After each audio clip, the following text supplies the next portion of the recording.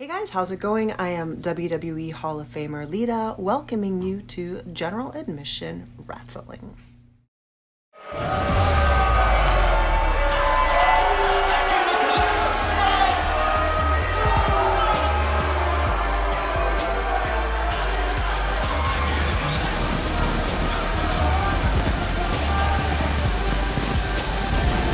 Hey everybody, welcome to GAW Dark. Welcome to Atlanta, Georgia.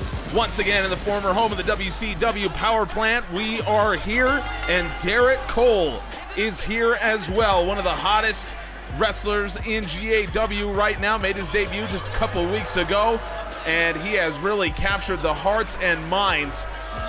Debuted against Stafford Drummond, and he has been one of the most intriguing stories because of his athleticism, because of where he's come from, what he's been through.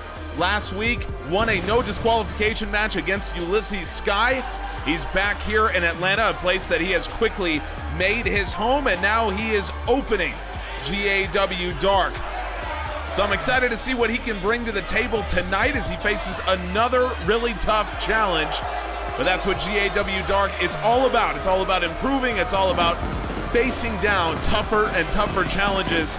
And Derrick Cole leading what we've called the Youth Revolution, as he and several others have made it clear that the future is now in GAW, and certainly in Derrick Cole's case, the future is now. First off, you don't run nothing. All talking, no team bluffing. My squad, we all dream crushing. We ain't rushing, no discussion. All I know is us made for this. Paid for this, yeah, slave for this. Xavier Cross, I believe, is one of the men that you would consider part of the Youth Revolution.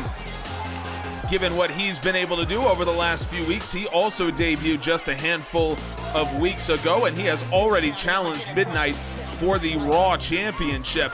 Derrick Cole has turned down a couple opportunities to potentially face down Midnight. He said that he doesn't believe he can win at this point, so he's got to work his way up to facing someone like that. Xavier Cross said, I'm going to try to go at him right now. Midnight got the win, and Cross back to the drawing board, but obviously the amount of potential that he exudes, given the fact that he has already gone up against the Raw champion, definitely shows you that Xavier Cross is one of the many who will be here to stay. I think this is going to be a fun one, folks. These are two guys, very different styles, but both with a professional sports background. Of course, Xavier Cross, a former hockey player. Derrick Cole looking for a springboard moonsault. Derrick Cole, a former three-sport professional athlete. Track and field, football, and basketball. Comes in with a spear. That's his background as a linebacker working right there, and Xavier Cross kicks out. Cross possesses the dangerous Cronwald Hawkslayer submission. Derrick Cole, a multitude of offensive moves that he has used. And there is one of them, Cole cut from Derrick Cole. Less than a minute in, Xavier Cross kicks out. We've seen the Cole cut, we've seen the Heisman kick as well. He used both to beat Ulysses Sky in a no disqualification match last week on Dark. So the question for Derrick Cole is, when is he going to break out? When is he going to become a main event caliber wrestler? I think everyone around here, everyone in GAW believes that it's just a matter of time. It's not if, but when, with Derrick Cole. And you know what? I think that's a pretty fair assessment given what we've seen from him in the past. Xavier, nice rolling soul butt, Irish whip, off the ropes comes Cole, and Xavier Cross catches him, big drop kick, and a second. Cole comes in, lariat, caught by Cross. Neck breaker, and Xavier Cross trying to work his way back in, but Derrick Cole too quick for Cross. Derrick Cole trying to steal it, and Cross kicks out. That's the quickness of Derrick Cole. You always got to be ready for that. French Chancery by Cross, and now Cross DDT, well done.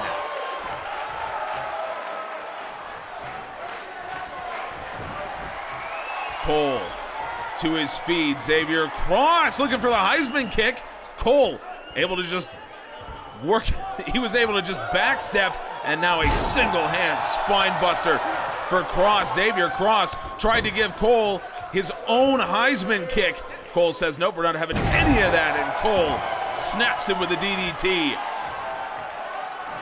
That's what you get for disrespecting Derrick Cole. Cole cut attempt, countered by Cross. Cross with the Luthez press.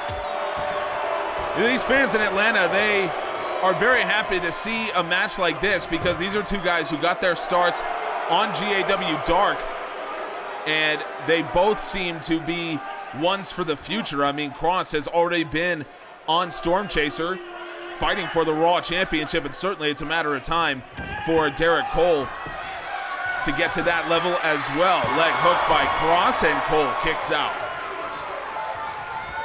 So the fans in Atlanta feel a lot of loyalty to guys like this that they've seen in this situation. Cross looking for a reverse suplex, I think, but Derrick Cole too strong. Cole's athleticism is obviously his most important trait, but it's not just the incredible vertical leap or the quickness or anything like that. It's the way that he uses it. And oh, Derrick Cole, Heisman kick. And that's the biggest thing, the quickness. Derrick Cole, Heisman kick, levels Xavier Cross. That's what the athleticism gets you. It's not just the individual jaw-dropping actions, but it's how quick he can be and how fit he is as well. And he looked fresh at the end of this match. There was the Cole cut. That has been a very dangerous move for him as well. Xavier Cross able to withstand that one, but Derrick Cole, he pulled out just about everything in this match. Xavier Cross try as he might, never was able to apply that Kronwald Hawk Slayer, and Derrick Cole gets another win here in Atlanta. The fans, they're starting to become really, really big supporters of a Mr. Derrick Cole.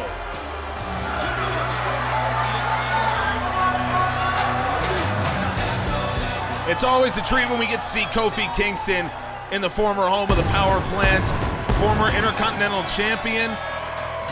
Kingston has, he's had an up and down couple seasons. Obviously, season one, he was an Intercontinental Champion, and shockingly so, he won it just 2 weeks after Nitro 9, shocking the former champ Adam Cole.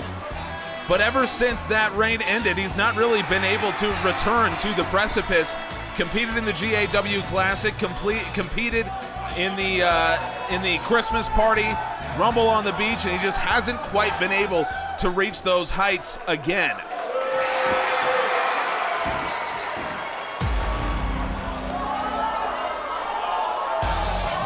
Speaking of Adam Cole, the former Intercontinental Champion, joins us in Atlanta to take on the man who beat him for the title all those months ago.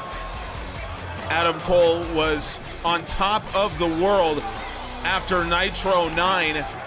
He had beaten Bobby Lashley for the title, and then we moved into what we've now called the YouTube era.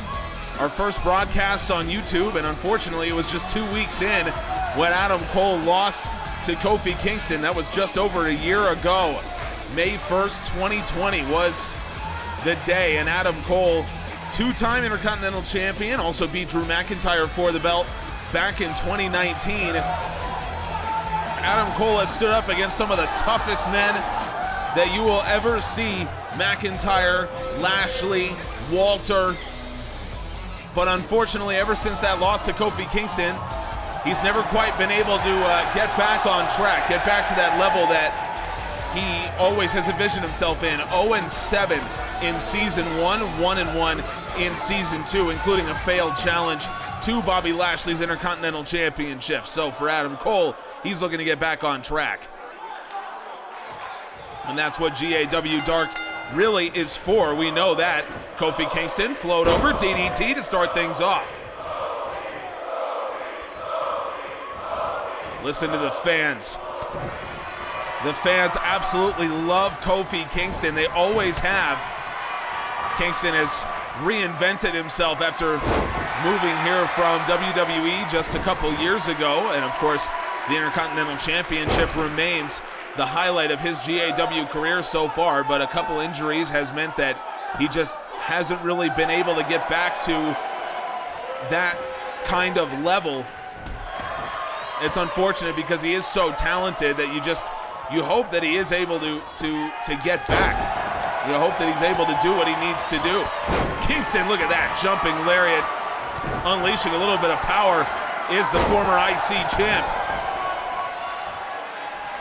When you talk about balance, that's what comes to mind with Kofi Kingston. Really no discernible weaknesses. He's such an incredible athlete, but he's very strong as well, really knows the game. Talk about knowing the game. Adam Cole looking for a suplex. Kofi Kingston out of trouble in paradise. My God, Kofi Kingston, trouble in paradise, rolls him over. Kingston hooks the leg. Kofi Kingston, a quick victory over Adam Cole. Kingston beat Cole twice, 2 weeks in a row in season 1. That's what allowed him to win the Intercontinental Championship. And now he does it again. That trouble in paradise for Adam Cole. He's going to have nightmares about that one because every time Kofi Kingston pulls that out, it is lights out for Adam Cole. Kofi Kingston, he doesn't get paid by the hour. Quick win for him here in Atlanta. Maybe it'll jumpstart a season 2 run.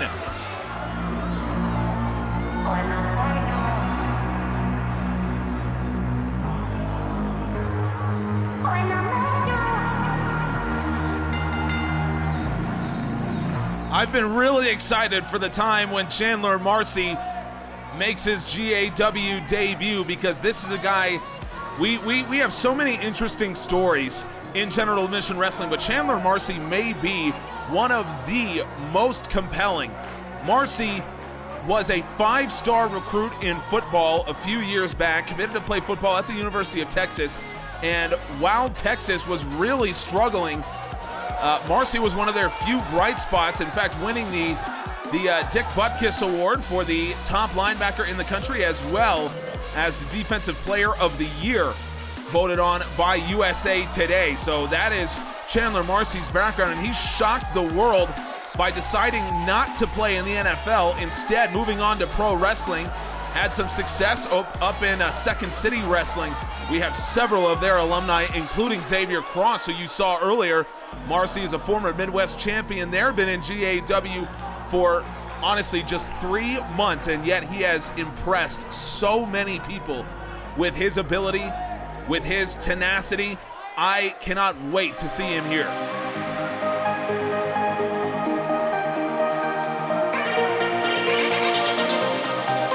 This is a tough draw for him, though. Let's be honest. Max Ultimate has been on the run of his life ever since returning from injury.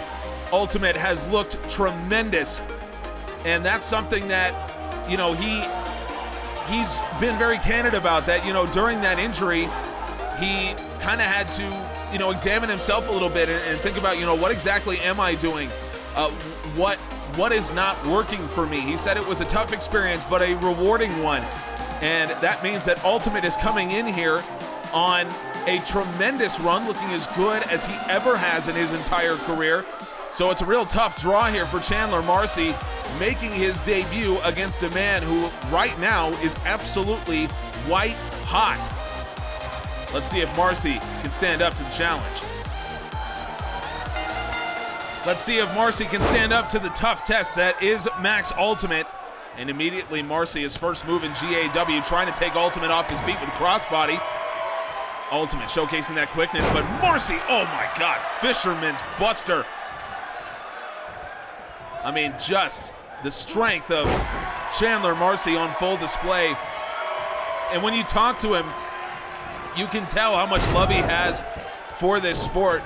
He said when he was done with his football career in college, he's going through all the pre-draft processes and everything, and Max Ultimate with a Phoenix Splash. That is the former circus performer right there doing work. So Marcy says he's going through all his pre-draft workouts and everything. He says at the same time, I'm getting scouts and former pro wrestlers talking to me, and he says he just had a lot more fun talking wrestling and, you know, working out in that arena than he ever did playing football and doing all the pre-draft workouts. So he ends up taking the real risk. Marcy, look at this. Package pile driver, my God. Marcy pulls that one out of nowhere, but Max Ultimate. You're gonna need more than that, son. So Marcy gave up millions of dollars playing in the NFL to wrestle in front of 100 people in Second City Wrestling at some high school gym somewhere. And that really is just an incredible story. And Marcy pursuing his dream here in GAW. Marcy maybe looking for the Blackheart driver, but Max Ultimate too quick. Ultimate with a reverse DDT, and now leg hooked. Marcy kicks out.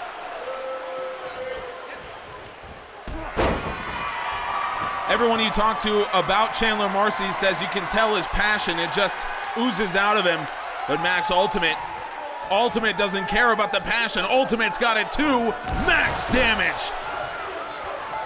The first real test for Chandler Marcy is the max damage courtesy of Max Ultimate, and Marcy kicked out.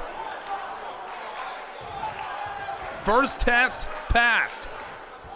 Marcy on his GAW debut in a standing sky twister from Ultimate. Upon his GAW debut, Chandler Marcy going toe-to-toe with one of the men who's really made a name for himself and a guy who has kind of laid out the blueprint for how you go from being just a guy here in Atlanta to becoming a big story. Max Ultimate has been one of the biggest stories since Bash at the Beach. All these guys in Atlanta can take notes from what Ultimate has been able to do. Marcy comes in, that's a lariat, and a second one. So much power in Chandler Marcy, and now a sidewalk slam. You can see Marcy has the ideal body for a linebacker. That's why he had so much success in the corner. Chandler Marcy letting her rip. Marcy with the machine gun knife edge chops. And Marcy, one more? Yes. No? Yes. Little jab. Ultimate taken off his feet, but Ultimate trying to stay in it. Ultimate caught him going in. Butterfly suplex.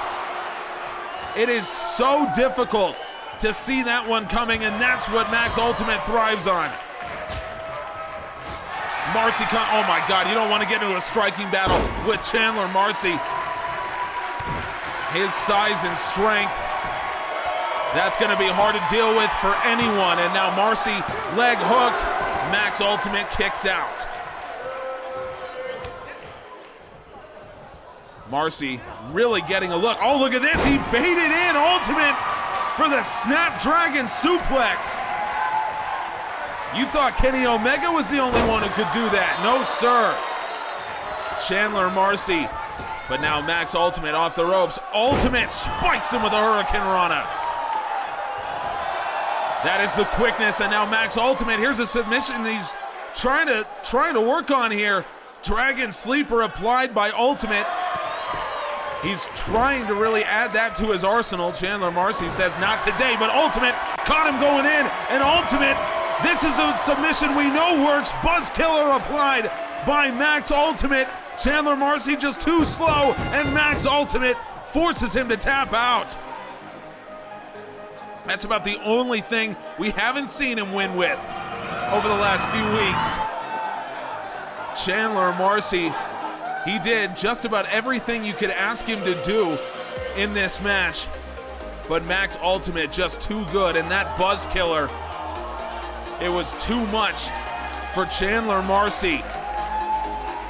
But I gotta say, do we maybe have another star in our hands in the former Longhorn? I think we just might. You tell me one thing you didn't see from Marcy today. Hey, listen. Look, I never do this, and honestly, I kind of don't like public speaking, but I wanted to say this because everybody is talking about Max Ultimate and how well I've been doing and everything. And I'm sorry, I'm a little nervous, but I wanted to tell you all how thankful I am for what you've done to me, for what you've done for me, because I got my start here in Atlanta, here on GAW Doc, and it's such an honor to be able to come out here every week in front of you all. I love what I do more than anything else, and everything I ever wanted to do was to entertain people, to come out here and make everyone smile. And I felt like I wasn't doing that when I first got here, but now I feel like with all of you, I feel like I'm doing what I want to do again. How did you find a way to run? Hang on, is this Steffer Drummond?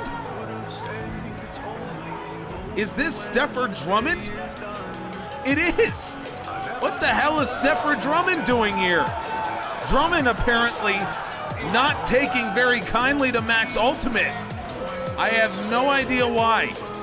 I mean, the two did have a match, but it's not, I mean, nothing really happened. So what exactly is Steffer Drummond's purpose out here? Look, kid, I've had enough. Do you know how long I've been working? Do you know how long I've been in the workforce? And no one, not one single person, said thank you, said Stefford, thanks for doing what you do. So seeing you out here kind of makes me sick. Well, look, Stefford, I'm sorry for that, but what do you want me to do? Just because you haven't had the experience that I've had with everyone else doesn't mean that you need to come out here and try to get in my face or something. I don't know exactly what you're doing, but look, if you just treat these people with respect, I'm sure they'd treat you the same way. I'm not treating anyone with respect. And do you know why? Because they don't deserve it. That's why. For 30 years, I busted my ass in a chemical treatment plant. Do you even know what that is? Do you know what kind of work happens at a chemical treating plant? No, I didn't think you do. I did it for 30 years and no one comes out here and respects me. So I've got a problem with you acting like you're some kind of golden boy. Look here, Stefford, okay. Look, I understand what you're saying, okay? I really do. But the only thing I can tell you is when you come in with that kind of negativity, when you come in and all you want to do is spit in people's faces, this is exactly what happens. This is what you get. Well, that's good for you, kid.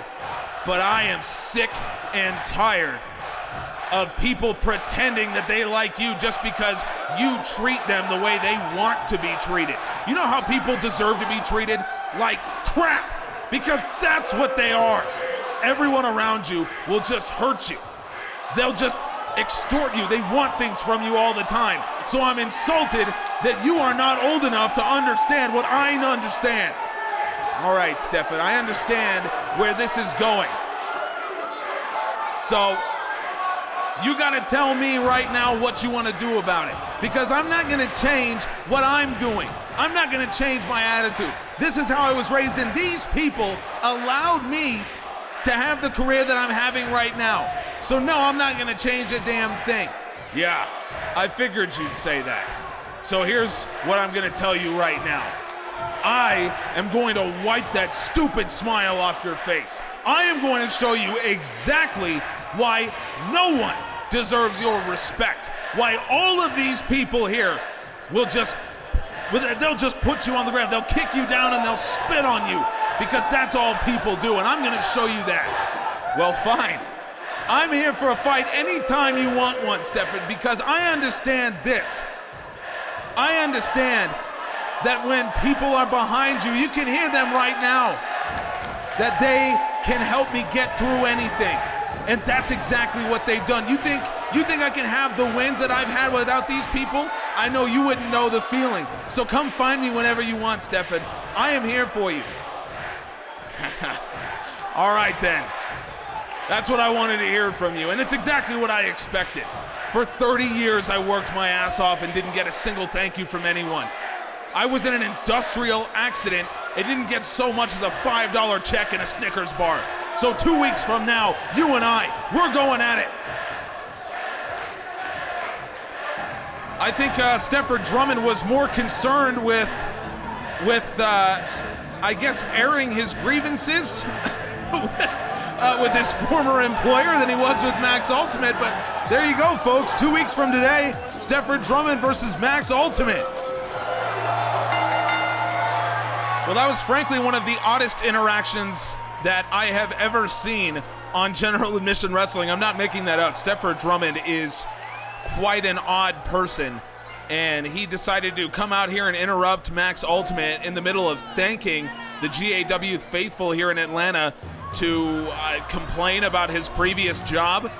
I mean, I don't really know. Stefford Drummond says he worked for 30 years in a chemical treatment plant. I don't know if any of that is true. And the way that he insulted the fans, I mean, good for Max Ultimate standing up for himself. That's exactly what he needed to do.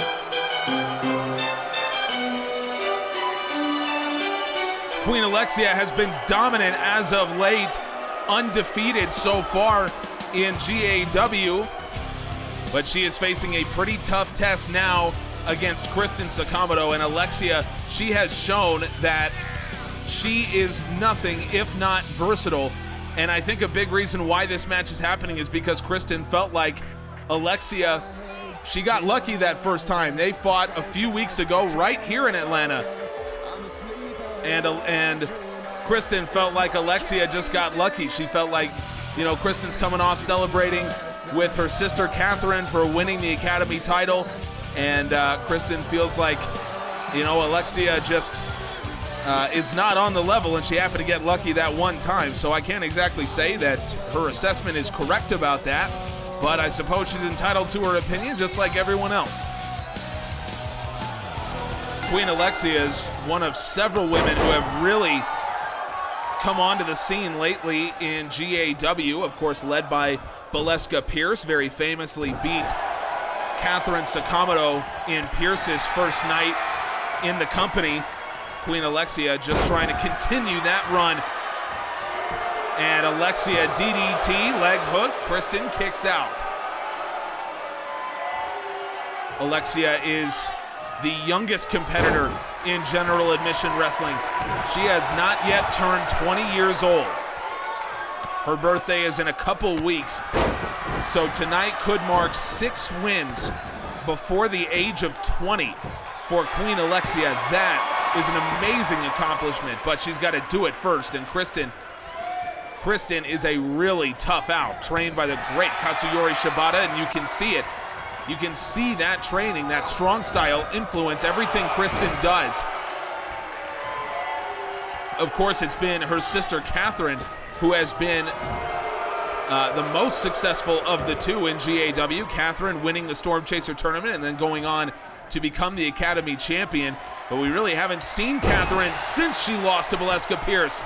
Belly-to-belly suplex from Queen Alexia. High velocity on that one, and a kick out from Kristin. So you wonder what Catherine's been doing ever since the shocking loss to Valeska. Hopefully we'll see more of her going forward. We'll get to find out next Monday. Kristin, look at this. Kristin with a sheer drop, brain buster. Just a flurry right there. Kristin reacting to the offense of Queen Alexia, but Alexia caught Kristin coming in, up under the shoulders. Alexia drives her down. Queen's crown from Queen Alexia, and Alexia picks up her 6th win, and no, it was not a fluke. Queen Alexia 6-0 before the age of 20. Wow, what a run. What a run she's been on. Queen Alexia now has the best record of any woman in general admission wrestling. That includes the Academy champion, Catherine Sakamoto. That includes the world champion, Dakota Kai. Queen Alexia is absolutely on fire right now. And look at the effortless strength. Queen's crown from Alexia. And the amount of size she's giving up to Kristin to do that. Absolutely unbelievable from Queen Alexia. How good is she? It's just a matter of time before she brings this to the Academy Championship picture.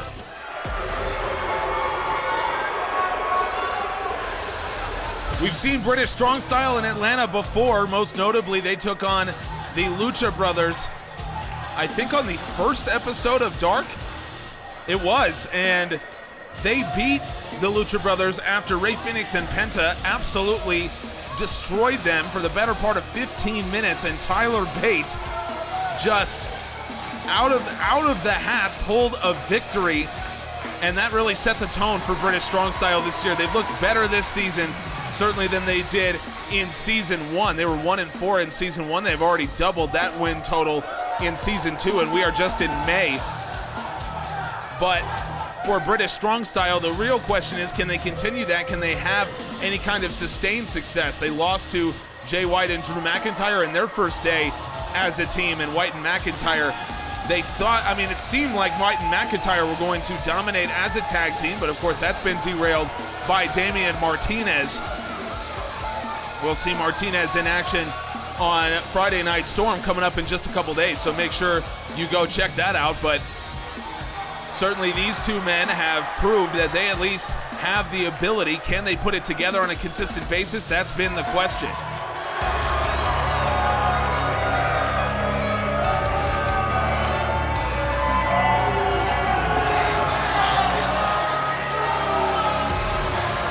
Talk about shocking debuts. The B team comes in and beats the Gorillas of Destiny in their first night in the company. I'm not even making that up. That is just an unbelievable thing to think about. But Bo Dallas and Curtis Axel, they seem to have a little bit of a new life here, continuing to team together in GAW, and apparently they've got something. There's some kind of chemistry or whatever it is that they bring to the table. It's crazy to talk about. It really is. But these two guys, I mean, a win over GOD, they don't just give those away. So I guess these two guys do have something. Let's see if they can continue that momentum against British Strong Style, Pete Dunne and Tyler Bate. I know the first, I guess, inclination of any team would be to look at B team and say, well, you know, this isn't exactly a world-class tag team, but I think you'd be wrong if you just jump to that assumption. The B team have shown that they've got a little bit more than just, you know, I guess what meets the eye. I don't even know how to describe these two. I don't know how they do what they do. I don't know how they picked up a win against GOD, but credit to them. They did exactly what they needed to do in that match, and now into the corner, Tyler Bate rips an uppercut right into the chest of Bo Dallas. It was certainly uncertain times for these two after being released from WWE, where they had really made names for themselves over a number of years, but they have found themselves again in general admission wrestling, and good for them. Bo Dallas rolls through and a drop toe hold. Dallas back on top here against Bate, but Tyler Bate, the big strong boy, apparently he's a big quick boy as well. Bate now, snap suplex. Well done, and Bo Dallas needs to crawl over. Nice tag in. Here comes Curtis Axel for the first time in this match, and a drop kick turned aside by Bate. Knife edge chop answered by Curtis, but Tyler Bate Irish whips him back into the corner. He goes, and Bate with another uppercut right into the chest, connects flush. Cover here, both Dallas and Pete Dunne in the ring, but neither were needed. Tyler Bate so far looking great in this match. We'll see if he chooses now to tag in partner Pete Dunne. Curtis Axel not going to let him do it, and now a drop kick by Axel. Stamina is going to be the question when you're in a match for this length of time, especially a tag team match where things move quickly and you need to be able to rely on your partner. Tyler Bate now, he's got to be thinking tag. Bate, look at that, oh my God! Tyler Bate plants Axel on the top of his head with that package DDT. That is how strong, how powerful Tyler Bate is. Tag in, and now here comes Pete Dunne. Double Irish whip off the ropes and a double back body drop, and both men incredibly strong. You can see the height that Axel got, but Axel comes back. Axel plants Pete Dunne down, neck breaker into the face breaker, and it's happened so quick Tyler Bate hasn't even realized it. Curtis Axel, what?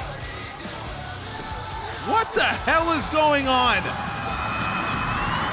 Pete Dunne just walks into that. And the B team have their second win in as many matches. Imagine me saying that. I can't believe it happened so quick. Tyler Bate didn't even see it. And B team have won again. It's been 6 years since I've had my fix, and now I'm fixed on you. Despite your trembling body, I can tell you want it to. I'm every. Look at that, folks. It's main event o'clock already. I feel like we only just got here, but it is time. And Igris, he's become a bit of a mainstay on the main event of Dark over the last few handfuls of weeks. What was that? What did that even mean? Handfuls of weeks. Igris has been on the main event of Dark several times. That's what I'm trying to tell you. And we saw him defeat Lars Nightfall in the main event of a GAW Dark a few weeks back. Igris challenged Midnight for the Raw title at Bash at the Beach, and ever since then, he seems to be questioning his game a little bit, which is unfortunate because we all know how smart he is, but that is kind of the other side of the coin. When you're this young and you're this intelligent, sometimes you kind of start to overthink. Now, thankfully, I'll say this for myself, I don't have that problem. I'm an idiot. So I don't ever have to overthink myself because I don't have the capacity. But Igris, unfortunately for him, really does. And so maybe that's what we're seeing from the young man right now, just 20 years old, that he's starting to overthink and he's starting to question, he's starting to second guess. And that's not what you want to see from someone with this much talent. But the only way you get over it is to have more reps. And Igris, he's going to get some tonight.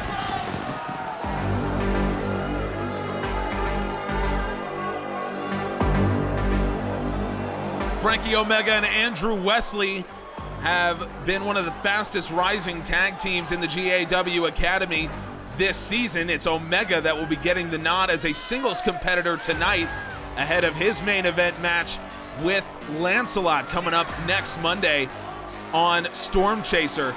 Omega, obviously as a tag wrestler, has been turning heads, but as a singles guy, he's got some ability as well. So Andrew Wesley going to accompany him today. And Omega looking to get a little bit of momentum in the singles arena. Let's see if he can do it again. Igris trying to work his way back here. This is a main event caliber match. Both of these men are products of the Reaper Camp, one of the top underground training facilities in the world.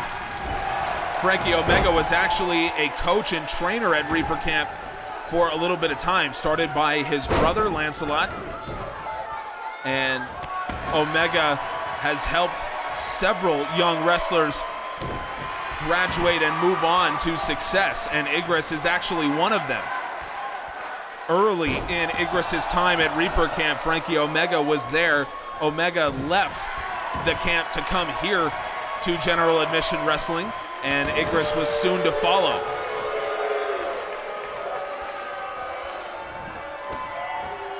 Lancelot, of course, paved the way for so many underground wrestlers to come to General Admission Wrestling. Really, when you talk about the underground, when you talk about the underground revolution, Lancelot and Kurt Andrews are the two that have really, I guess, paved the way is the right expression. They have opened the door for so many underground wrestlers to come and have success. And now, not only do we have a lot of underground alumni here in GAW, but we have the Raw title, basically the underground title, held of course by Midnight currently, and Kurt Andrews, the current Academy champion.